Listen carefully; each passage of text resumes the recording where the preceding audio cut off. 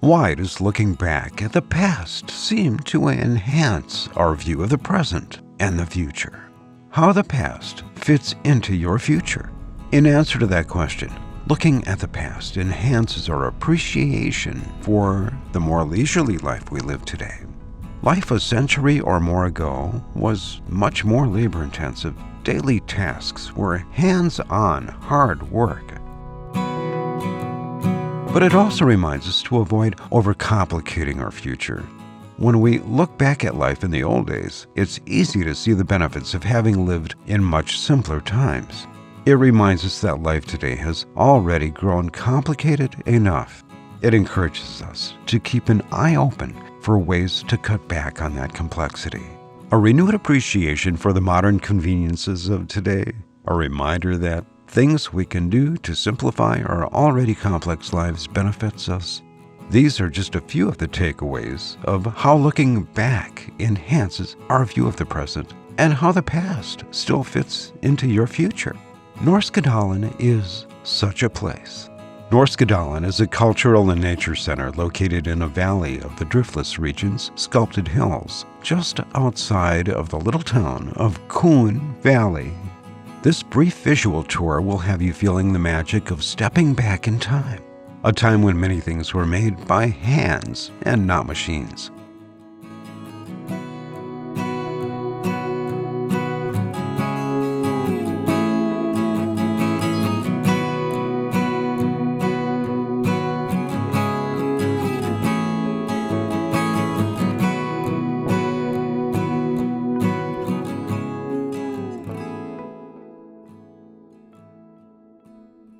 Outdoors, there are two main features on display in this valley surrounded by forest: crystal clean streams and spring-fed ponds along nature trails, and an authentic homestead farm community representing the lives of settlers from the 1800s. Enjoy the enchanted journey into this experience.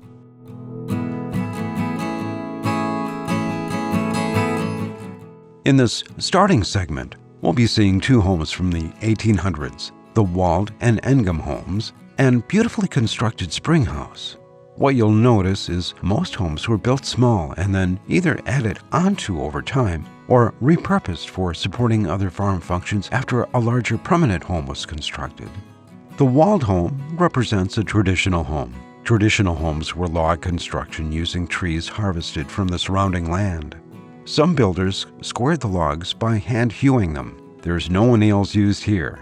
These timbers were all connected at the building's corners by handcrafted wood joinery methods like mortise and tenon, wood pegs, or notching.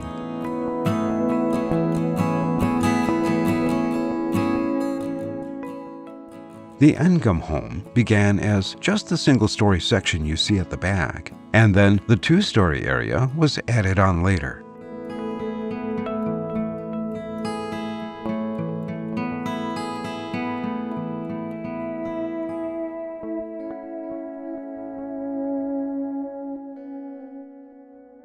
The spring house. This beautifully built spring house served an important job as a means to preserve food.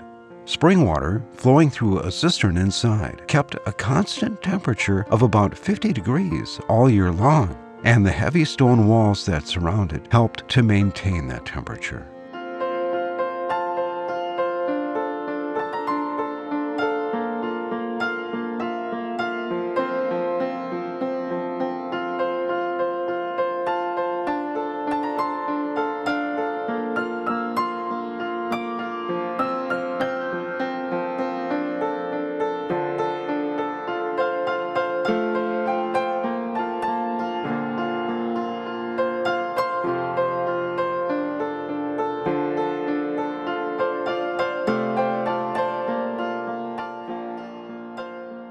Common outbuildings and an in-house tour.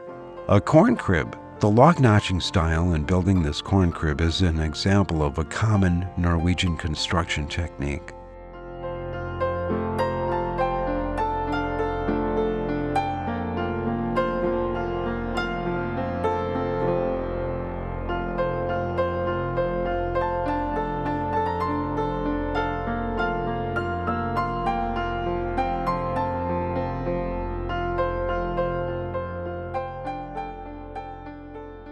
The outhouse.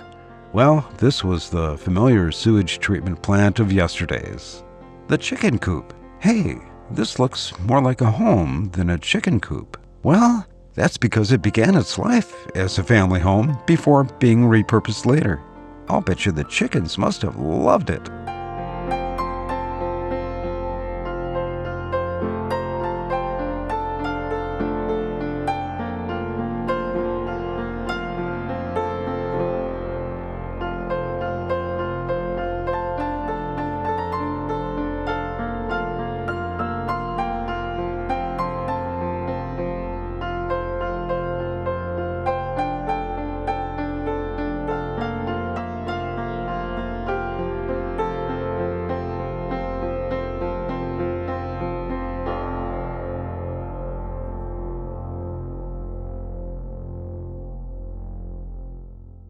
Touring inside the Walt House, we see the very simple way of life occurring in a main area, a pantry, and a bedroom.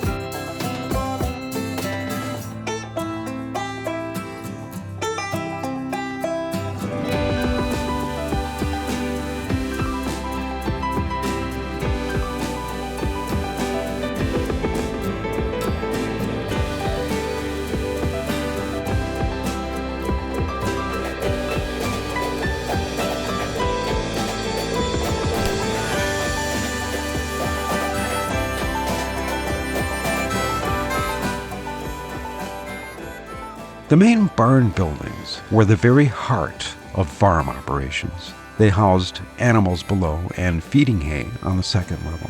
A unique type of barn was called the tobacco shed. Often people are surprised to learn that tobacco was an important crop in settler times. Tobacco in the Driftless area was an important crop for over a century. While much of the farm operation supported the farm itself, it was the tobacco that was sold for money, providing important funds to grow the farm. In modern times, growing tobacco in the Driftless area is rare. The dramatic decrease of tobacco growing is largely due to a large amount of manual labor involved because harvesting and processing it hasn't been mechanized here. To process tobacco requires a lot of different steps, each of them hand labor intensive. This tobacco shed is really unique in that the sidewalls are made of hinged planks and they could be opened or closed during the curing process.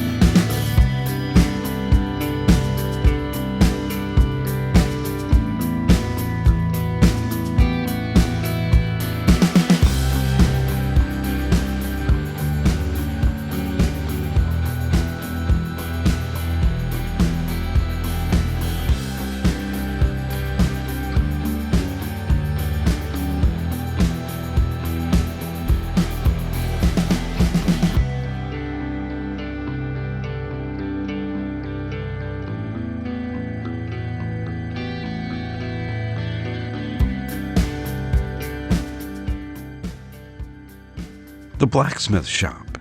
The shop began as a humble family starter home before being repurposed into the blacksmith trade. Blacksmithing was one of the few skills that the common farmer needed to outsource. Its main purpose was in creating durable tools.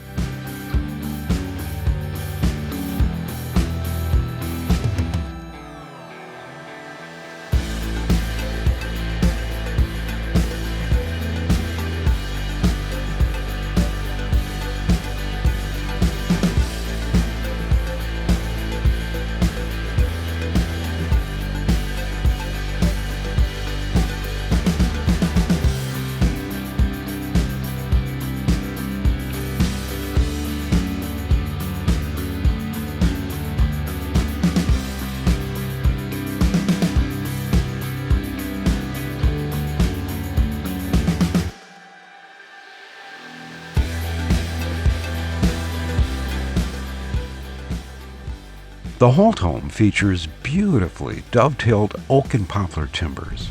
This home actually served as a private residence all the way up to 1993.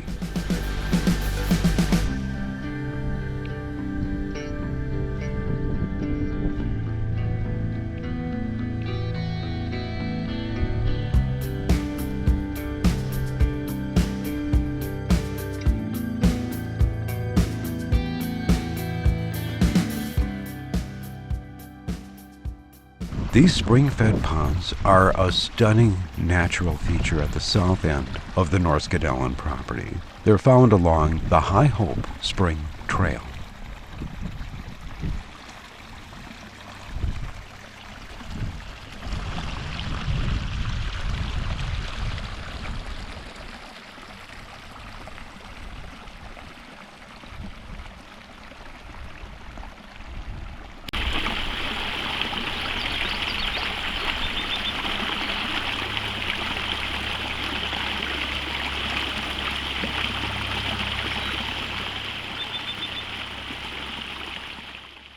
I hope you've enjoyed this brief journey.